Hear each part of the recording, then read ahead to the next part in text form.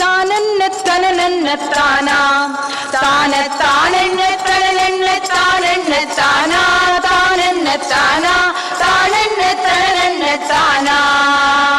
கண்ணன் பிருந்தாவனத்தில் புல்லாங்குழல் இசைக்க தொடங்கிவிட்டால் இயற்கையே ஸ்தம்பித்துவிடும். ஆஹா, இலைகள் கூட அசையாது. ஆடு மாடுகள் பறவைகள் அனைத்தும் அவன் காலடியில் மெய்மறந்து அமர்ந்திருக்கும். பாருங்களே, மாடுகள் அசை போடுவதை கூட நிறுத்திவிடும். அடேங்கப்பா, குழலூதும் கண்ணனுக்கு குயில் பாடும் பாட்டு கூட கேட்குமா? கண்ணனை தூங்கவிட எவருக்குமே விருப்பமில்லை. அவனுடன் இருப்பதை போல ஆனந்தமும் எதுவும் இல்லை. சில வேளைகளில் கண்ணனை தூங்கவிட்டது யார் என கண்ணியரும் கோபியரும் வர்ணித்து பாடி ஆடுவதை பார்ப்போமா? பார்ப்போம் குருவே.